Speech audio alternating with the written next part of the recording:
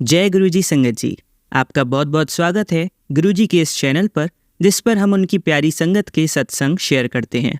अगर आपको भी अपने सत्संग हमारे साथ शेयर करने हैं तो आप डिस्क्रिप्शन में दिए गए व्हाट्सएप नंबर पर या तो ईमेल आईडी पर हमें लिखकर भेज सकते हैं। आपके सत्संग भी ज़रूर शेयर किए जाएंगे संगत जी के साथ। चलिए संगत जी, आज का सत्संग शुरू करते हैं। गुरुजी की प्यारी संगत को मेरा प्यारा जय गुरुजी। संगत जी, आप कैसे हैं? गुरुजी की कृपा से आप सब बहुत अच्छे से होंगे। जब मैं आंटियों के सत्संग सुनता हूँ तो मेरा दिल भरा आता है। मेरी गुरुजी से अरदास है कि आप इस संगत पर थोड़ी सी कृपा और बरसाइए। कोई अपने शरीर से दुखी है, कोई अपने हस्बैंड से दुखी है, कोई काम धंधे की वजह से दुखी है।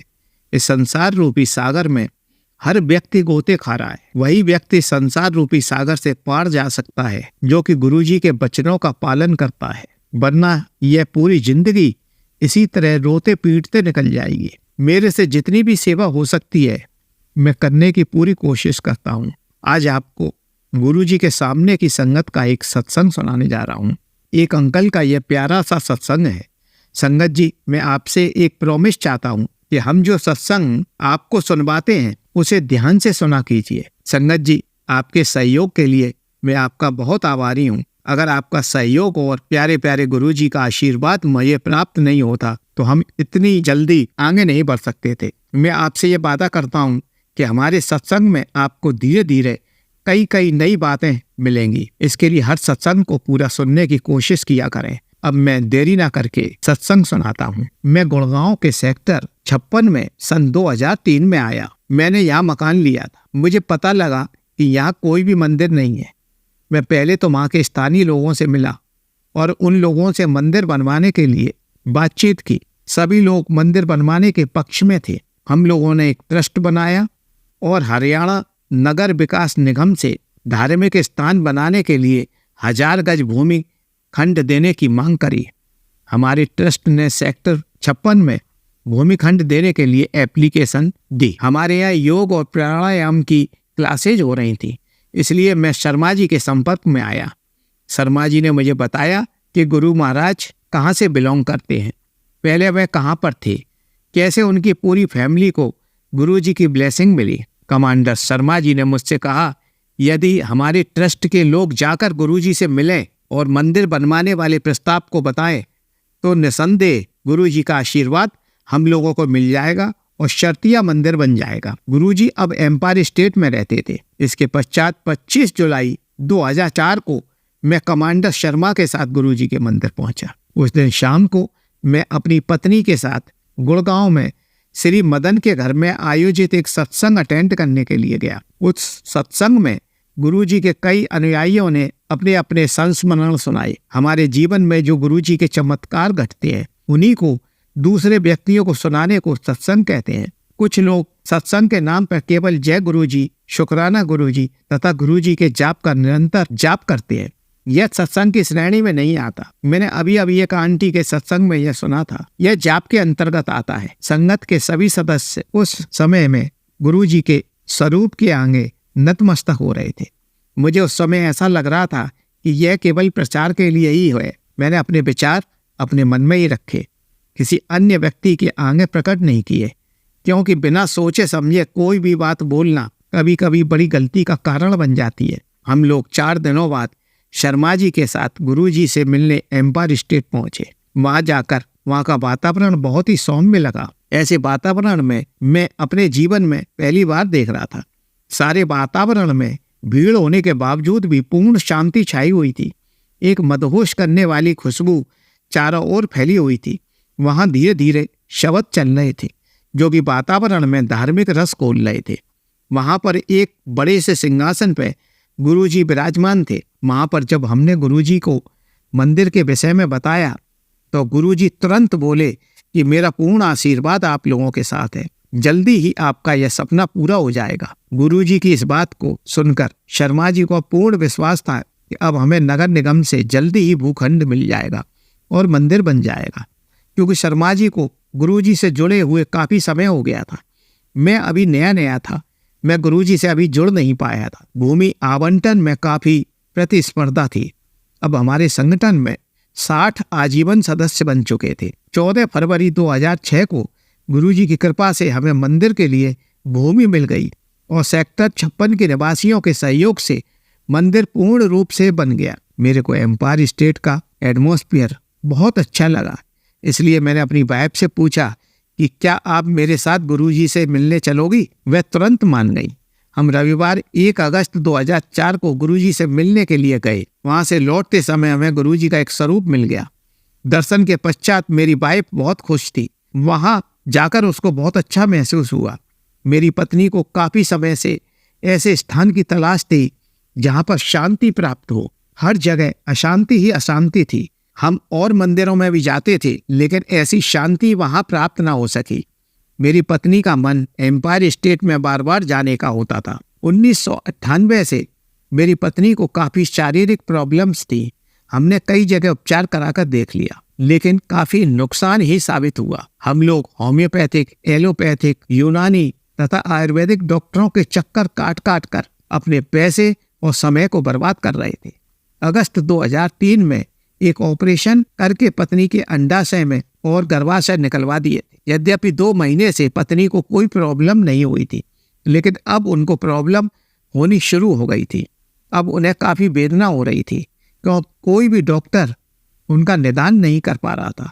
कहते हैं कि जब चिकित्सा क्षेत्र अपने आप में पूर्ण रूप से फेल साबित हो जाता है, तब गुरुजी की चिकित्सा अपना काम करती है। इसका मुझे जरा सा भी भान नहीं था। कोई पथरी का दर्द बता रहा था और कोई कुछ और कह रहा था। मेरी कुछ भी समझ में नहीं आ रहा था कि क्या करें। जब हम लोग गुरुजी के दर्शन करके आए तो इसके 3 दिनों बाद 4 अगस्त 2005 को रात्रि में गुर्दे के क्षेत्र में अत्यधिक पीड़ा होनी शुरू हो गई। हमने कई दवाइयां उस दर्द को बंद करने के लिए दी, लेकिन किसी से कोई फायदा नहीं हुआ। पत्नी बोली, जब गुरुजी का स्वरूप घर में रखा हुआ है तो पीड़ा में कमी क्यों नहीं आ रही है? 6 अगस्त को हम दोबारा डॉक्टर के पास गए तो उसने करीबन 10 टेस्ट कराने के लिए लिख दिया। उस दिन जब टेस्ट की रिपोर्ट आई तो डॉक्टर ने बताया कि एक अंडाशय निकाल दिया था, एक अंडाशय अंदर ही था। उस अंडाशय में एक क्लॉट बन गया था जिसे हम ट्यूमर बोलते हैं। यह ट्यूमर उस अंडाशय पर दबाव डाल रहा था, इसलिए वेदना काफी तेज हो रही थी। डॉक्टर ने कहा कि इसका ऑपरेशन जल्दी ही करवाना होगा, वरना काफी परेशानी खड़ी हो जाएगी। हम दोनों की समझ में नहीं आ रहा था कि क्या करें।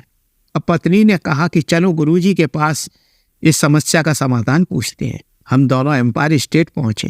वहां पर गुरुजी को सारी समस्या बताई। गुरुजी ने बहुत गहराई से निरीक्षण किया और कहा कि जा पुत्र, ऐश कर, तू स्वस्थ हो जाएगी। गुरुजी के दर्शन के 5 दिन बाद यह दर्द थोड़ा थोड़ा कम हो रहा था। डॉक्टरों का दल भी हैरान था कि यह कैसे संभव था। मैं पिछले साल ही पत्नी का एक ऑपरेशन करा चुका था। उस ऑपरेशन में काफी पीड़ा हुई थी। मैं अब यह दोहराना नहीं चाहता था। गुरुजी के चित्र को पत्नी ने अपने पास रख लिया था। वे हर समय गुरुजी से प्रार्थना करती रहती थी कि गुरुजी, मैं आपके आशीर्वाद से ठीक हो जाऊं, मुझे ऑपरेशन नहीं करवाना है। मैंने गुरुजी से निवेदन किया कि दवाइयों से ही यह ठीक हो जाए। डॉक्टर बार बार जोर दे रहे थे कि ऑपरेशन केवल अपोलो हॉस्पिटल में ही होगा। इसी में काफी पैसा खर्च हो जाता और शारीरिक परेशानी भी थी। मैंने डॉक्टरों से बोल दिया कि हम देखते हैं। यह कहकर हमने उस मामले को आगे के लिए टाल दिया। इसके बाद एक दिन गुरुजी के सत्संग का आयोजन भाटिया साहब के यहाँ था। मैंने पत्नी से बोला कि वहाँ चलोगी, क्योंकि मुझे विश्वास था कि इतनी देर तक वहाँ नहीं बैठ सकती हैं। पत्नी का कहना था कि मुझे गुरुजी में पूर्ण विश्वास है, पर मैं जाने में असमर्थ हूँ, इसलिए मैं अकेला ही वहाँ गया। सत्संग को अटेंड किया। सत्संग में मैंने मन ही मन अपनी इच्छा गुरुजी से प्रकट की। इसका रिजल्ट यह निकला कि पत्नी का रोग पूर्ण रूप से अब ठीक होने लगा था। उनकी वेदना तुरंत बंद हो गई। इसके बाद चमत्कार लगातार होने लगे। पत्नी का सुधार देखकर डॉक्टर बड़े आश्चर्य में पड़ गए कि ऐसा कैसे संभव है? क्या कोई व्यक्ति चिकित्सा क्षेत्र के ऊपर जा सकता है? डॉक्टरों ने बताया कि ट्यूमर अब घटकर 30% रह गया था तथा लगातार घट रहा था। अब सर्जरी की कोई आवश्यकता नहीं थी। वह रोग अब दवाइयों से ही ठीक हो सकता था। धीरे धीरे पत्नी ने सारी दवाइयां बंद कर दी और ऑपरेशन की आवश्यकता ही नहीं पड़ी। जो चाहती थी वह गुरु कृपा से मिल गया। अब हम दोनों पति पत्नी का विश्वास गुरुजी पर पूर्ण हो गया। अब हम दोनों गुरुजी से कनेक्ट हो गए थे। गुरुजी के पास जाकर उनको कुछ भी करना नहीं पड़ता। उनके चरणों में जो भी आता है उसका गुरुजी पूर्ण ध्यान रखते हैं। गुरुजी के पास आने के पश्चात हमारे जीवन में एक नाटकीय परिवर्तन आना शुरू हो गया है। पहले मुझे अपने जीवन के हर पहलू पर चिंता होती रहती थी। अब मैं हर तरफ से बेफिक्र था। मैंने सब कुछ गुरुजी पर छोड़ दिया था। गुरुजी जो कुछ भी करेंगे सब हमारे हित में ही होगा। अब मुझे यह भली भांति ज्ञात था, गुरुजी हमारी हर समस्या का समाधान करते हैं। गुरुजी आने वाले भक्तों से बहुत कम बातें करते हैं। वे हमारा पूर्ण ध्यान रखते हैं। हमारे जीवन में घटने वाली हर घटना का ज्ञान गुरुजी को पहले ही हो जाता है तथा भविष्य में घटने वाली घटना का ज्ञान भी हो जाता है। उनका प्रयास होता है कि इस घटना को इतना छोटा कर देते हैं कि हम उसकी परेशानी से साफ साफ बच जाते हैं। इस प्रकार गुरुजी हर घटना से बचाकर हमें ले आते हैं। उस दिन से मेरा जीवन अब बदल गया था। मेरे जीवन में एक चेंज आ रहा था। 8 अक्टूबर को जब मैं गुरुजी से मिला तो उस दिन उन्होंने मुझसे कहा, जा तेरा कल्याण कर देता। उस दिन के बाद मेरा जीवन अब पूर्ण रूप से बदलने लगा था। इसका एहसास मुझे हो गया था। मैं एक बिजनेस कर रहा था, लेकिन अब बिजनेस में सेटिस्फैक्शन नहीं मिल रहा था। मैं उसको चेंज करने की सोच रहा था। किंतु जब हम किसी प्रोजेक्ट में फंस जाते हैं तो उसमें से निकलना इतना आसान नहीं होता। लेकिन गुरुजी ऐसी परिस्थितियों से वहाँ से बाहर निकाल लाए। मैंने अपना पिछला बिजनेस 16 अगस्त 2005 को बंद कर दिया। गुरु कृपा से मुझे नए बिजनेस में अब अच्छा प्रॉफिट मिलने लगा था। अब मैं एक राष्ट्रीय उपक्रम की योजना बना रहा था। इस परिवर्तन की अवधि में गुरुजी की दया से संभला रहा। एक शब्द कुछ इस प्रकार है, नानक चिंता मत कर, चिंता तिसकी है, जल में जनत उपाय तिनकी रोजी दे। इसी समय मेरा मकान भी बन रहा था। मैंने लोन लिया हुआ था। जब भी किस्त की बारी आती थी तो मेरे सामने आर्थिक कठिनाइयां सामने आ जाती थीं। मैंने इस बारे में कभी भी गुरुजी को कुछ भी नहीं बताया था। जब भी पैसे देने की बारी आती थी, पैसा कहाँ से मेरे पास आ जाता था इसका मुझे पता ही नहीं चलता था। यह सब गुरुजी की कृपा से हो रहा था। उनको बिना बताई मेरी सारी अवस्था का ध्यान था। 1 वर्ष के उपरांत मुझे 16 मई 2006 को अपने नए घर की चाबियां मिल गई। 14 मई को मैंने वह चाबियां गुरुजी के चरण कमलों में रख दी। आर्थिक संकट के समय गुरुजी ने ही मेरी हेल्प की थी। मैं प्रतिदिन मंदिर में जाया करता था। मैं विभिन्न देवी देवताओं की पूजा करता था। मुझे सभी देवी देवताओं में गुरुजी के दर्शन हो जाते थे। निसंदेह गुरुजी ईश्वर हैं। अब मैं केवल गुरुजी को ही मानता हूँ तथा एक ही मंत्र याद है, ओम नमः शिवाय, गुरुजी सदा सहाय, ओम नमः शिवाय, शिवजी सदा सहाय। जब मैंने अपने सामने ही ईश्वर को देखा है तो कहीं अन्य जाने की क्या आवश्यकता है। मेरी खोज अब गुरुजी के चरण कमलों पर आकर खत्म हो गई। फरवरी 2005 में एक दिन मैं अपने ऑफिस जा रहा था। मैंने एक 20 साल के सुरक्षाकर्मी को सड़क पर पड़े हुए देखा। कुछ लोग उसे घेर कर खड़े हुए थे। मैंने उसका मुंह खोला तो उसमें से झाग निकल रहे थे। मुंह से रक्त भी निकल रहा था। वह मुंह से सांस ले रहा था। उसकी यह अवस्था देखकर मुझे लगा यह व्यक्ति अब अंतिम समय में है। मैंने उसी समय आंखें बंद करके गुरुजी से उसको ठीक करने की प्रार्थना की। जब मैंने आंखें खोली तो वह व्यक्ति उसी समय उठकर खड़ा हो गया। मैंने उससे पूछा कि तुम अब ठीक हो? उसने हाँ में उत्तर दिया। मैंने उसका नाम पता अपने पास नोट कर लिया। वह मेरे हर प्रश्न का सही उत्तर दे रहा था। मुझे भी यह महसूस हुआ कि वह सही उत्तर दे रहा था। अब मुझे यह आभास हो गया था कि गुरुजी हमारी हर समय सुनते हैं, मेरी हर बात का उत्तर देते हैं। जब भी मैं उन्हें याद करता हूँ वह तुरंत रिप्लाई देते हैं। अब मैं नियमित बड़े मंदिर जाता था। वहाँ जाकर मुझे शांति मिलती थी। अब मैंने गुरुजी से अपने परिवार के हर सदस्य को गुरु कृपा देने के लिए कहा। गुरुजी ने उस समय कहा कि यदि पूरी फैमिली में से एक व्यक्ति मुझसे जुड़ जाता है तो उसके पूरे परिवार को यहाँ आने की आवश्यकता नहीं। उस व्यक्ति की वजह से पूरा परिवार ब्लेस्ड रहता है। मैं गुरुजी के मुख से यह बातें सुनकर दंग रह गया। संगत जी, गुरुजी की पूरी संगत को यह संदेश कि गुरुजी का ध्यान से सुनना चाहिए। यदि आप लोग वीडियो को बीच में ही छोड़ देंगे तो आपको यह संदेश कैसे प्राप्त होंगे। खैर, मैं गुरुजी के मुख से यह संदेश सुनकर बहुत खुश था। गुरुजी ने मेरे परिवार को ब्लेस नहीं किया बल्कि पत्नी के पूरे परिवार को भी ब्लेस किया। उन लोगों की हर समस्या तत्परता से निदान किया। अब पूरे परिवार में सुख व शांति है। मेरा छोटा भाई अपने परिवार के साथ गुरुजी के दर्शन करने के लिए 2005 में आया। वह लुधियाना में रहता था। लौटते इस वक्त उसकी पत्नी काफ़ी बीमार हो गई। 4-5 दिन उसका फीवर 105 डिग्री रहा। उसे मियादी ज्वर हो गया था। 5वें दिन उसके सपने में गुरुजी स्वयं आए और उसके बेटे के बारे में प्रश्न करते हुए बोले उसे आशीर्वाद देने आए हैं। पत्नी ने कहा कि गुरुजी वह तो घर पे है नहीं, बाहर गया हुआ है। गुरुजी बोले ठीक है, कोई बात नहीं, मैं उसे देख लूंगा। अब वो तुरंत गुरुजी से बोली कि हे गुरुजी, मैं अभी मरना नहीं चाहती। गुरुजी बोले चिंता मत कर, मैं सब कुछ ठीक कर दूंगा। इतना कहते हुए उन्होंने अपना हाथ आशीर्वाद देने के लिए उठाया। उनके हाथों से किरणें निकलकर आई और पत्नी सोनल के शरीर में चली गई। उस रात उसे बहुत पसीना आया क्योंकि बुखार अब उतर रहा था। उसने मुझे फोन करके इस घटना के बारे में विस्तार पूर्वक बताया और साथ ही यह भी कहा कि अब वह पूर्ण रूप से ठीक है, बुखार अब नॉर्मल है। एक ड्रीम दर्शन ने उनके इस कष्ट को काट दिया। गुरुजी को सब ज्ञान रहता है। कोई जरूरी नहीं कि व्यक्ति उनके पास चलकर आए तभी उसका कल्याण होगा। कभी कभी गुरुजी भी स्वयं चलकर उस व्यक्ति के ड्रीम में उसके कष्टों को काट देते हैं। वे अपने सब भक्तों को जांचते हैं, परखते हैं और उसका ध्यान रखते हैं। गुरुजी महाराज की जय हो। बस मैं अब विराम देना चाहता हूँ। जय गुरुजी की, शुक्राना गुरुजी। चलिए संगत जी, अब अगला सत्संग सुनते हैं। जय गुरु जी, शुक्राना गुरु जी, अनंतम अनंतम शुक्राना मेरे प्यारे गुरु बा, मेरे प्यारे गुरु संगत। जय गुरु जी। मैं गुरु जी की बेटी नागपुर से।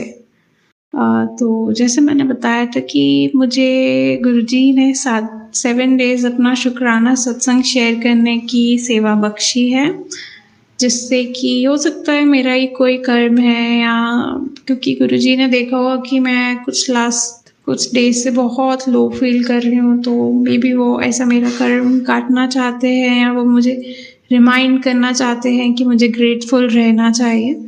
तो मैं अपने सत्संग की शुरुआत मंत्र जाप के साथ करना चाहूँगी। आप सब भी मेरे साथ मिलके मंत्र जाप कीजिए संगत जी। ओम नमः शिवाय, शिव जी सदा सहाय। ओम नमः शिवाय, गुरु जी सदा सहाय। ओम नमः शिवाय, शिव जी सदा सहाय। ओम नमः शिवाय, मेरे प्यारे प्यारे प्यारे गुरु बा सदा सहाय। जय गुरु जी। जैसे कि गुरु जी की पूरी संगत को गणेश चतुर्थी की बहुत बहुत बहुत सारी शुभकामनाएं। गणपति बप्पा, जैसे उनका नाम है विघ्नहर्ता, वो शिव जी के पुत्र हैं। तो शिव जी ने उन्हें सबके सबके सबके विघ्न हरने के लिए ही भेजा है। तो वो 10 डेज सब जगह इतना फेस्टिव माहौल रहेगा, इन सब एंजॉय करेंगे, इन सब अपने सॉरोज गम सब भूल जाएंगे, एंजॉय करेंगे। एंड गणेश जी, गणुपा, जाते जाते हम सब के सारे कष्ट पीड़ाएं सब लेके जाएंगे। जय गुरु जी। तो मेरा आज सत्संग का 4th डे है। जय गुरु जी। तो आज जैसे गणेश जी हमारे घर आए, तो हम आरती के लिए मैंने फैन की स्पीड, जैसे गुरुजी इन सब कहते हैं कि गुरुजी के स्वरूप में गुरुजी बसते हैं। तो जिस दिन से मैंने रियलाइज़ किया कि स्वरूप में गुरुजी बसते हैं, तो मेरे मंदिर वाले रूम का फ़ैन मैं 24/7 ही ऑन रखती हूँ। अगर हम ट्रैवल भी कर रहे हैं तब भी आई मेक श्योर कि हमारे रूम का फ़ैन ऑन ही रहेगा, मीन्स मंदिर वाले रूम का फ़ैन ऑन ही रहेगा, क्योंकि मैं बिल्कुल नहीं चाहती कि गुरुजी हैं तो उन्हें गर्मी हो। तो ये मेरे हस्बैंड अंकल भी फ़ैन ऑन ही रखते हैं। तो जय गुरुजी, ये रियलाइजेशन कराने के लिए कि गुरुजी तो हैं। जय गुरुजी। तो जैसे आज गणेश जी की आरती कर रहे थे हम, तो मैंने फ़ैन का स्पीड कम कर दिया था।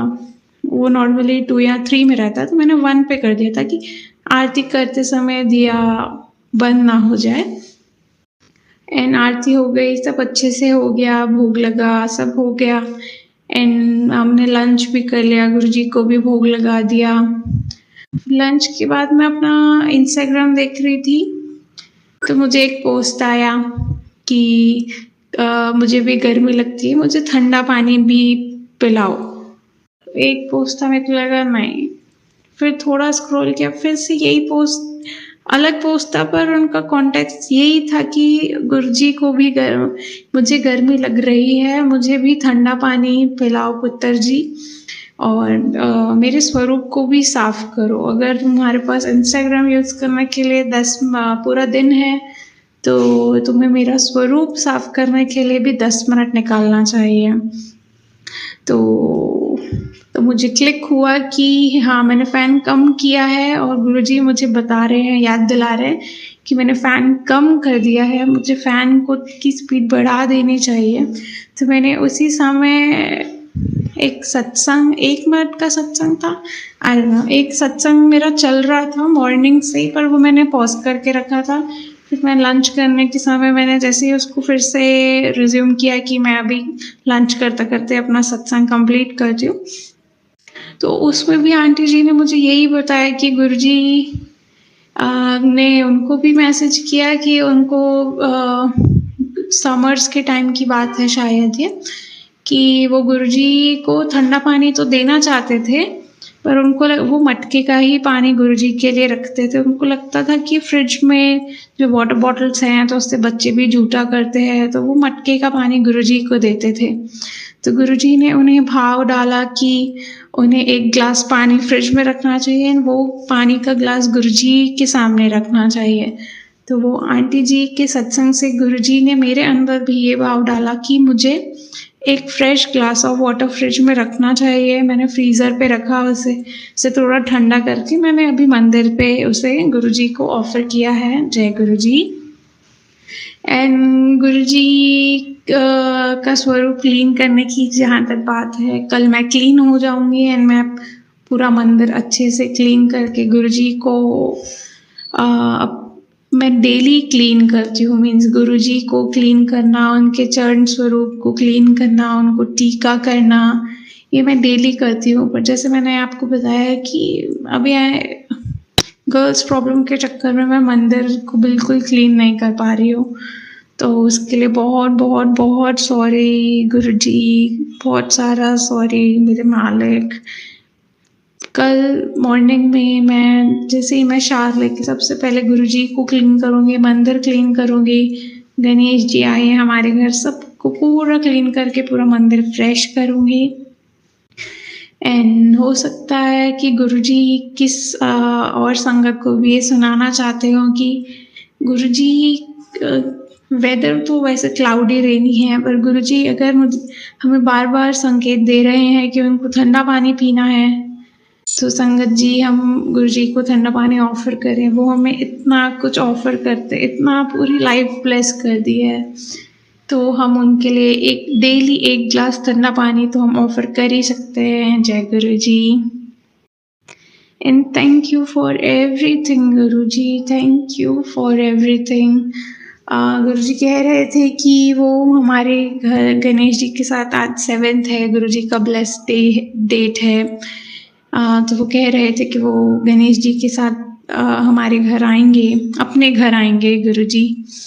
तो मैं ये मानना चाहूँगी कि वो हमारे बीच में है अभी भी। एंड मैं तो हमेशा ही मानती हूँ कि जब से गुरुजी आए हैं और मैंने उनसे कनेक्ट हुई हूँ, तो मुझे हर जगह मीन्स हर चीज़ में मुझे है कि गुरुजी तो है। हाँ, मुझे ख़राब लगता है, मैं चाहती हूँ कि अगर मैं कहीं बैठी हूँ तो एक साइड में एक एम्प्टी प्लेस हो कि गुरुजी के लिए जगह हो, बट वो ऑलवेज पॉसिबल नहीं होता है कि अगर हम कहीं ड्राइव पे हैं तो पीछे वाली सीट गुरुजी के लिए है, या कहीं हम रेस्टोरेंट में हैं तो बाजू वाली जगह गुरुजी के लिए है। ऐसा हम ऑलवेज नहीं कर सकते, क्योंकि हम सबको समझा नहीं सकते और सबसे एक्सपेक्ट नहीं कर सकते। तो मुझे पता है गुरुजी हमारे मन में है, हमारे अंग संग हैं, तो गुरुजी तो है ही हैं। संगत जी बस बहुत बहुत बहुत उनका शुक्राना करते जाएं, हर पल का शुक्राना, हर पल में शुक्राना। गुरुजी अपनी कृपा सब पर यूं ही बनाए रखे मेरे मालिक। आज ही मैं जब गणेश जी, मेरे हस्बैंड अंकल गणेश जी की आरती कर रहे थे, मैं उनके साथ वहाँ खड़ी थी पीछे, तो मैंने रियलाइज़ किया कि गुरुजी के स्वरूप का फ्रेम मे बी वो 5-6 डेज से क्लीन नहीं हुआ है या क्या, पर उस पर कुछ थोड़ा सा डिज़ाइन या थोड़ा सा कुछ तो बन गया है। अब वो कल मैं जब क्लीन करूँगी मुझे तभी पता चलेगा, बट मे बी गुरुजी की ब्लेसिंग ही मानूंगी कि उन्होंने कुछ वहाँ पे मुझे कुछ शो करना चाह रहे हैं। मैं समझ नहीं पा रही हूँ, पर ये गुरुजी का प्रेजेंस ही होगा, इन प्रेजेंस ही है, मैं मानूंगी संगत जी। तो thank you Guruji, thank you for everything मेरे मालिक, मेरे प्यारे गुरुपा, थैंक यू फॉर एवरीथिंग। अब मैं गुरुजी की आज्ञा से अपने कल की सत्संग की तैयारी में लग जाती हूँ। ओम नमः शिवाय, शिवजी सदा सहाय। ओम नमः शिवाय, गुरुजी सदा सहाय। ओम नमः शिवाय, शिवजी सदा सहाय। ओम नमः शिवाय, मेरे प्यारे प्यारे प्यारे गुरुपा सदा सहाय। जय गुरुजी। चलिए संगत जी, अब अगला सत्संग सुनते हैं। जय गुरु जी, शुक्राना गुरु जी। ओम नमः शिवाय, शिवजी सदासाय। ओम नमः शिवाय, गुरु जी सदासाय। हम अपने गुरु जी से हम जुड़े, मैं अपने भाई के यहाँ गई थी 28 जुलाई को, तो 2024 में। तो वहाँ से हमें गुरु जी का स्वरूप दिखा, तो मैं अपनी भाभी से पूछ रही थी कि जी किसका स्वरूप है। तो भाभी बोली जी बहुत अच्छे हैं, गुरु जी हैं जी। तो मैंने कही अच्छा, तो मैंने कही मेरी भी वो इन्हीं पे जा रही है, गुरु पापा ही। तो उन्होंने कही हाँ दीदी बहुत अच्छे हैं जी। तो फिर हम 7 जुलाई को हमने लंगर प्रसाद भी करा गुरु जी का, एक संगत में गए थे हम। तो माते हम लंगर प्रसाद करके नहीं है, और हम शाम को आ गए अपने घर पे। और घर पे आ गए तो हमें वहाँ पे मैं थोड़ा ज़्यादा विश्वास नहीं कर रही, तो मेरी बेटी से बोला कि मैं तेरे घर पे आऊँगा बेटी। तो हमने आके नहीं दीपक वीपक भी जलाया, और दीपक जला के नहीं है हमने कही, मैं कि चलो सही है गुरुपा कछु करेंगे तो हम भी देख लेंगे। उन्होंने कहा कि मम्मी मुझसे आज गुरुजी ऐसे ऐसे कह गए कि मैं आप तेरे घर आऊँगा दर्शन देने। चल ठीक है आएंगे। तो अब मैं लेटी हुई तो मुझे रात को सफ़ेद चोला में दर्शन दे गए। मैंने अपनी बेटी से कही, मैंने कही लाली मैंने आज सफ़ेद चोला में गुरुजी देखे कि अच्छा मोते कह गए और तुम्हें दर्शन दे दे। मुझे विश्वास हो गया, हाँ गुरुपा हैं, मुझे मानते। मैं मतलब ये सोचती पता नहीं गुरुजी हमें क्या ही मानेंगे। गुरु ने मुझे दर्शन दे दे, मुझे भी विश्वास हो गया। फिर हम जुड़ते गए गुरु जी से, जैसे जैसे इन्होंने खूब ब्लेसिंग दी। हमने बटरफ्लाई में और वहाँ में ओम में रोटी में ओम बनाया, और गणेश जी मतलब सब चीज़ में उन्होंने मुझे दर्शन दिए गुरु जी ने। अब मुझे समझाते भी हैं वो बहुत कि तू चिंता मत कर कर, बच्चों की तरफ से तेरे बच्चों को एक आदमी भी जुड़ जाएगा परिवार का तो मैं पूरे परिवार को ब्लेस करता हूँ। और हमारा मन बड़े मंदिर को बहुत हो रहा है, तो हमारे साथ कोई जाने वाला नहीं है, ना हम जा सकते हैं अकेले। तो इसलिए हम बड़े मंदिर के लिए बहुत मन में आती है, गुरुजी भी कहते हैं, पर हम किसी आज जा नहीं पाते हैं। और मेरा बड़ा सत्संग हो जाएगा, इसलिए मैं क्षमा चाहती हूँ। कोई बोलने में भूल है गई हो, गलती है गई हो तो मुझे गुरुजी माफ़ करें, संगत मुझे माफ़ करें। अब मंदिर के बातें मैं वो करूँगी। ओम नमः शिवाय, शिवजी सदा सहाय। ओम नमः शिवाय, गुरुजी सदा सहाय। चलिए संगत जी, अब अगला सत्संग सुनते हैं। जय गुरु जी, जय गुरु जी। शुक्राना गुरु जी, अनंतम अनंतम शुक्राना गुरु जी। गुरुदेव के श्री चरणों में मेरा अनंत अनंत कोटि नमन वंदन प्रणाम है। मैं आज गुरुदेव के श्री चरणों में अपना शुक्राना पुष्प समर्पित करने जा रही हूँ। गुरुदेव से मेरी प्रार्थना है, कृपया मेरी भूल चूकों को माफ़ करिएगा। संगत जी, आप सभी से भी मेरी यही प्रार्थना है, मेरी भूल चूकों को क्षमा करिएगा। ओम नमः शिवाय, शिवजी सदा सहाय। ओम नमः शिवाय, गुरुजी सदा सहाय। ओम नमः शिवाय, शिवजी सदा सहाय। ओम नमः शिवाय, गुरुजी सदा सहाय। मेरा शुक्राना पुष्प ऐसा है संगत जी कि पिछले कुछ दिनों से गुरुदेव का बार बार यह मैसेज आ रहा था, संदेश आ रहा था कि तेरे बच्चों पर आने वाले दिन बहुत कष्टदायक है, ध्यान रखिएगा। और मेरे लिए भी यह ऐसा ही संदेश कई बार आया, मेरे अंकल जी के लिए भी आया। तो बारी बारी ये सारे ही संदेश संगत जी सब सच साबित हुए और कष्ट अचानक आए। मैंने मेरा तो सत्संग पहले ही शेयर कर दिया था कि मुझे अचानक से सारे बॉडी में स्वेलिंग हो गई थी और बॉडी हिल ही नहीं पा रही थी, टेम्परेचर था। और बाद में फिर टेस्ट कराया तो चिकनगुनिया निकला था, जिससे गुरुदेव ने मुझे बहुत जल्दी रिकवर कर दिया। लेकिन रिकवरी पूर्ण रूप से नहीं हो पाई और उसके पहले ही मेरे बेटे का फीवर इतना ज़्यादा बढ़ गया कि वो ब्रेन में चला गया था और अचानक वो काँपने लगा और उसके मुंह से फेस निकलने लगा। संगत जी, मैं बहुत घबरा गई। मैंने बस गुरुदेव का मंत्र शुरू किया। अंकल जी संयोगवश उस समय घर पर उपस्थित थे। उन्होंने तुरंत किसी की पड़ोस में से कार मंगाई और हम लोग तुरंत डॉक्टर के पास पहुँचे। वहाँ मेरे बेटे को एडमिट किया गया और 3 दिन मेरा बेटा वहाँ पर एडमिट रहा। मैं अपनी परिस्थिति जैसे भी थी वैसे मैं घर भी संभाल रही थी और बेटे को दिन रात वहाँ पर हॉस्पिटल में भी देख रही थी, जिसकी वजह से मेरे खुद के बॉडी में बहुत पेन था संगत जी, जिसकी वजह से और 2 दिन तो कंटिन्यूस उसका टेम्परेचर उतर ही नहीं रहा था मेरे बेटे का। तो कंटिन्यूस पट्टी रखना ठंडे पानी की और उसका मॉनिटरिंग करना, टेम्परेचर कैसा है, ये सारी बातों में मेरा ध्यान लगा हुआ था। हालांकि उसके पिलो के नीचे मैंने गुरुदेव का पॉकेट स्वरूप रख दिया था। जल प्रसाद के द्वारा ही मैं दवाइयाँ दे रही थी। जैसे भी हो मंत्र जप कर रही थी, लेकिन बॉडी में वीकनेस इतनी रहती है ना जब संगत जी, तो मुंह से मंत्र जाप निकल नहीं पाता है, मानसिक जप हम उतना नहीं कर पाते।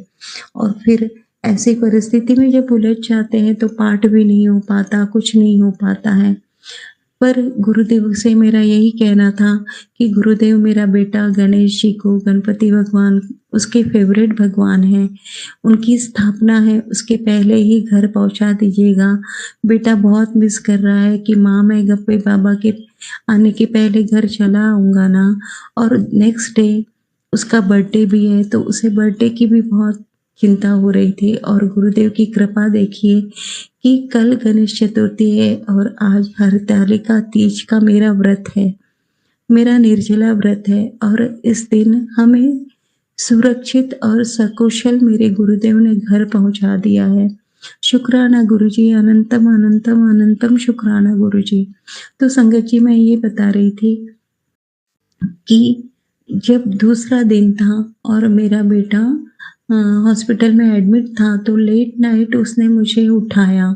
वो खुद उठा संगत जी, और उसने मुझे उठाया कि माँ मुझे वॉशरूम जाना है। तो मैं जैसे तैसे बहुत मुश्किल से उठ पाई और मैंने उठने में थोड़ा समय भी लगाया संगत जी, क्योंकि मेरे बॉडी में बहुत पेन हो रहा था।